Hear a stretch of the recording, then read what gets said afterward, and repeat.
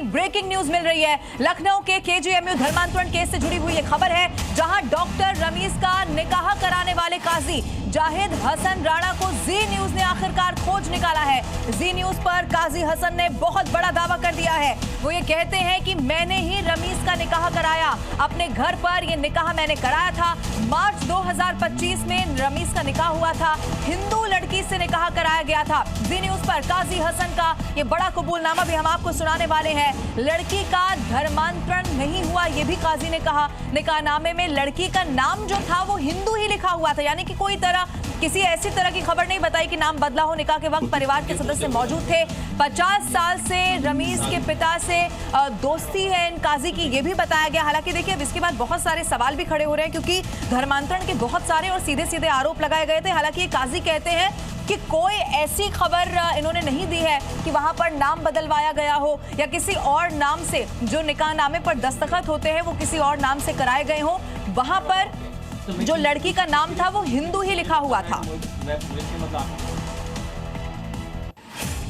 जब निकाह पढ़ाया आए थे यहाँ पे निकाह पढ़वाने दोनों लोग, तो क्या बातचीत हुई थी? सलीम के जो पिता, जो सलीम थे रमीज के पिता, या जो लड़की थी हिंदू युवती थी उसके माँ बाप आए थे साथ में, तो आपने कुछ उनसे पूछा नहीं था?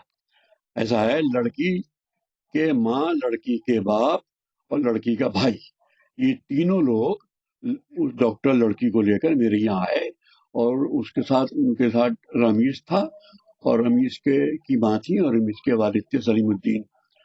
तो मैंने उन लोगों ने ये कहा कि मैंने क्या बताई क्या खैरियत है, तो उन्होंने कहा कि लड़की के बाप ने जो और लड़की की माँ और लड़की का भाई जो हिंदू थे, तो मैंने क्या हम निकाह पढ़ाना चाहते हैं, आप लोगों को इतराज नहीं है? बोले हमें कोई इतराज नहीं है और आप निकाह पढ़वा दीजिए इनका। तो मैंने क्या भाई, मैं तो तबीयत मेरी ठीक नहीं है, मैं कैंसर का मरीज हूँ और मैं तो कहीं जा नहीं सकता निकाह के लिए किसी काजी उजी को बुलाने।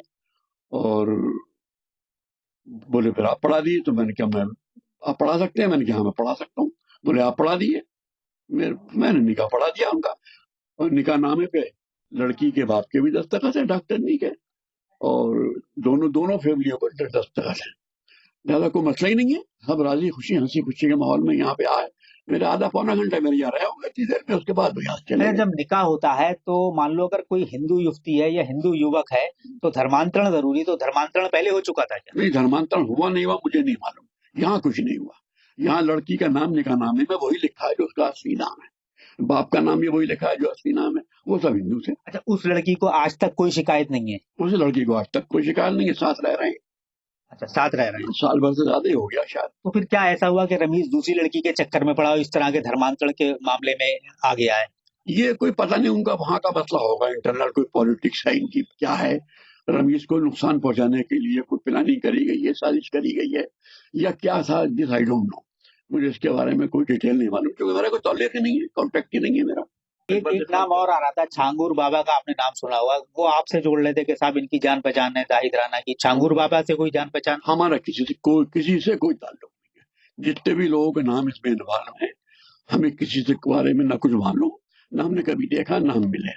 ये तो सब प्लानिंग करी गई है बदनाम करने की, माहौल को खराब करने की, वोट की राजनीति के लिए हिंदू मुस्लिम माहौल बनाने की कोशिश की गई है।